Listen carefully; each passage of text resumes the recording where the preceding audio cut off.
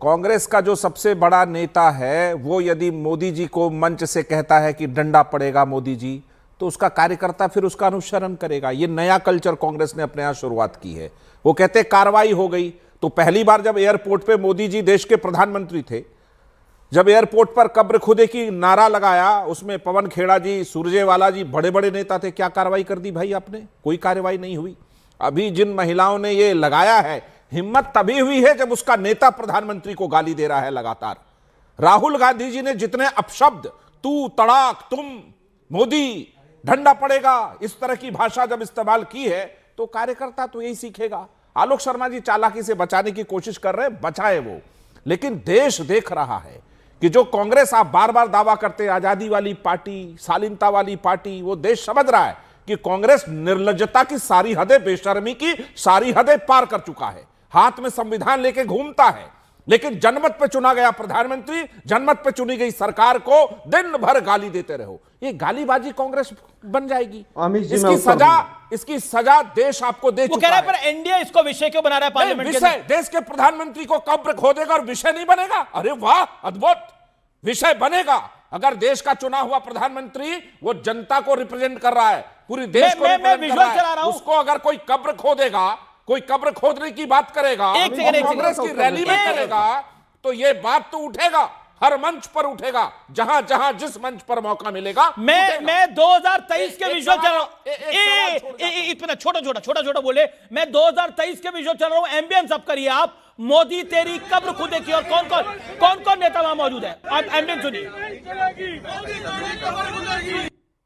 केसी वेणुगोपाल, रणदीप सिंह सुरजेवाला, शकील अहमद, ये तमाम नेता वहां मौजूद है। और आपको कई और लीडरशिप के लोग वहां पर दिखाई दे रहे हैं तस्वीरों के अंदर। पवन खेड़ा वहां बैठे हुए दिखाई दे रहे हैं आपको तस्वीरों के अंदर। मोदी तेरी कब्र खुदेगी। आलोक शर्मा जी, आप कह रहे हैं कि आप इससे पर्सनली एग्री नहीं करते। ये आपका बड़प्पन है कि आप कह रहे हैं कि आप इससे पर्सनली एग्री नहीं करते, लेकिन जब आपकी पार्टी की हायर लीडरशिप बैठी हुई है एक जगह पर जहां पर इस तरह के नारे लगाए जा रहे हैं, ये मैं साल 2023 की बता रहा हूं, 2025 मंजू लता मीणा वाली बात पर तो अभी नहीं आया हूं, लेकिन ये पुरानी वाली मैं विजुअल दिखा रहा हूं, उसमें तक इसी तरह की बातें की जा रही हैं। मैं उत्तर देता हूं। ओके, मैं उत्तर दे दूं अमित जी। जी आलोक जी। देखिए, एआईसीसी का मेंबर था केवल वो व्यक्ति, एक साधारण मेंबर था, और उसको शो कॉज नोटिस देके उसको पार्टी से बाहर किया गया। लेकिन आज नीतीश कुमार जी ने एक महिला का बुर्का खींच लिया। ये विषय बड़ा होना चाहिए, नहीं होना चाहिए? अभी बहुत शालीनता की बातें चल रही थी, किसी महिला को माला डाल दी और आज बुर्का खींच लिया मुख्यमंत्री ने। वो विषय कितना बड़ा होगा दुनिया देखना चाहती है, बात करना चाहती है, लेकिन आज शायद बाकी लोग इस बात पर बात नहीं करेंगे। मैं तो बार बार कह रहा हूं कि जर्सी काऊ कहने के लिए क्या मोदी जी ने माफी मांगी आज तक? क्या अब उनके अलायंस पार्टनर जो जेडीयू के प्रवक्ता बैठे हैं वो कह सकते हैं एक बार भी कि हाइब्रिड बछड़ा कहना और 50 करोड़ की गर्लफ्रेंड कहना गलत है? मिश्रा जी से मैं केवल इतना पूछना चाहूंगा, मैं रुक जाता हूं, उत्तर सुनना चाहूंगा।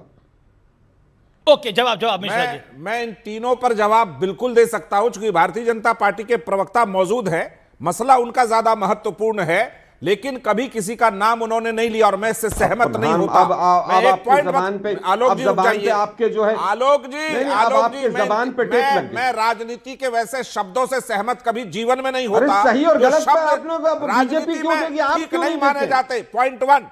दूसरा पॉइंट, मोदी जी ने कभी किसी का नाम लेकर के किसी को कुछ नहीं कहा, लेकिन आप लोगों ने सीधा सीधा देश के प्रधानमंत्री को कहा कब्र खुदेगी। ये हिम्मत, ये जरूरत क्यों लाते हैं? नाम मत लो, क्योंकि आप मोतीलाल के वंशज के परिवार के लोगों के नीचे काम कर रहे हैं, और मोदी जी जनता के नेता है। तो मोतीलाल के वंशज से पैदा लिया हुआ व्यक्ति यदि देश में नेता बन जाएगा, तो मुझे उम्मीद नहीं है कि वो जब बोलेगा तो उसके मुंह से मोती झरेंगे।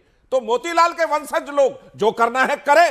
देश कांग्रेस का कब्र जरूर खोद देगी, जनता कांग्रेस का कब्र जरूर खोद देगी अगर ये भाषा रही। और बिहार में खोद दिया, बिहार में 6 सीट पे ला दिया है, और 2010 में 3 सीट पे ला दिया था। चिंता मत करिए। अच्छा, कांग्रेस की कब्र क्यों खुदवा रहे हैं? अच्छा, आप कांग्रेस की कब्र क्यों खुदवा रहे हैं? कांग्रेस की कब्र, कांग्रेस की कब्र, जो हालत है कांग्रेस की, जो भाषा है, जो कल्चर है, उसकी कब्र देश में। बीजेपी के प्रवक्ता भी जुड़ गए हैं। शांति। ओके, आलोक शर्मा। अमीश जी 1 मिनट रुकिए जरा। अमीश जी 1 मिनट रुकिए जरा। मतलब कांग्रेस की कब्र खुदनी चाहिए, जेडीयू का निर्लज नहीं, प्रवक्ता खुद टीवी नहीं, पर मैं बैठ कह कर रहा हूं कह अगर रहे ये हैं। भाषा रही, और आप रोक ये नहीं सकते कल्चर उनको। रहा, तो देश कांग्रेस की कब्र जरूर खोद देगा। देखिए मतलब क्या भाषा बोल रहे हैं नहीं, ये। आपकी और भाषा ये न्यूज़ प्रधानमंत्री 18 चला मोदी रहा के है बारे में, इसको। वाह, ये देश रिलायंस के का प्रधानमंत्री चैनल, का कब्र खोदने मतलब वाले निर्लज्जता की समझ हद है। जाओ।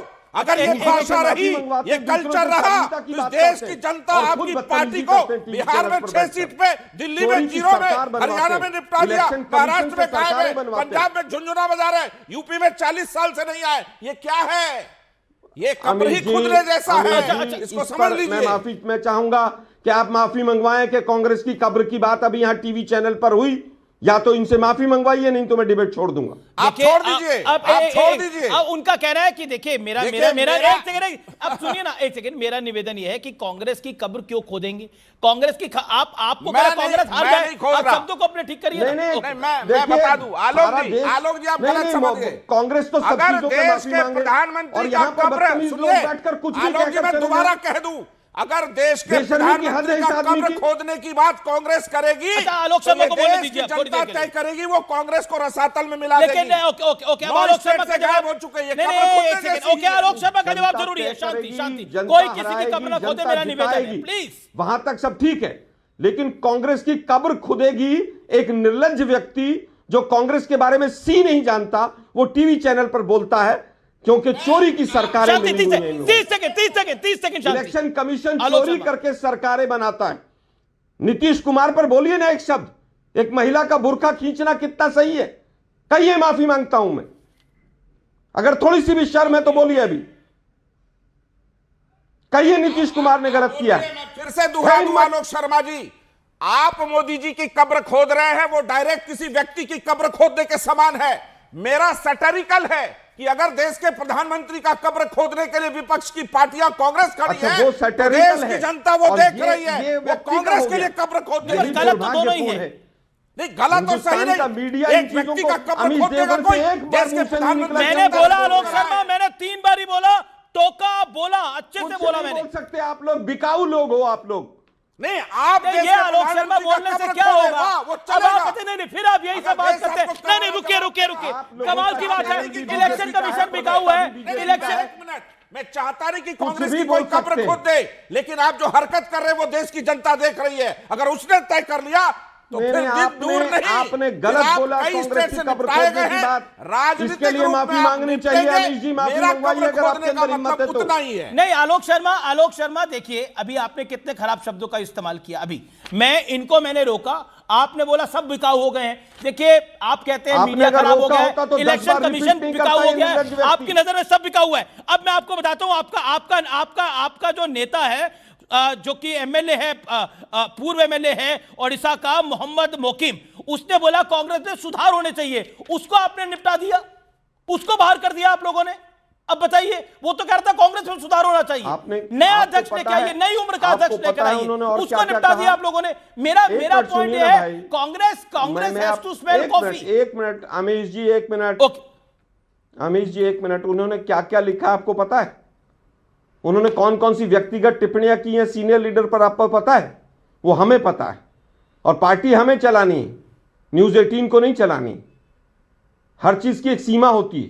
ठीक है। वो व्यक्ति जो 2 बार 3 बार एमएलए रहा हो, अगर इतनी बुरी पार्टी थी तो क्यों था? उसकी बेटी भी आज एमएलए, उसकी बेटी 4 दिन पहले यहां एआईसीसी के मंच पर बैठकर प्रेस कॉन्फ्रेंस करके गई है।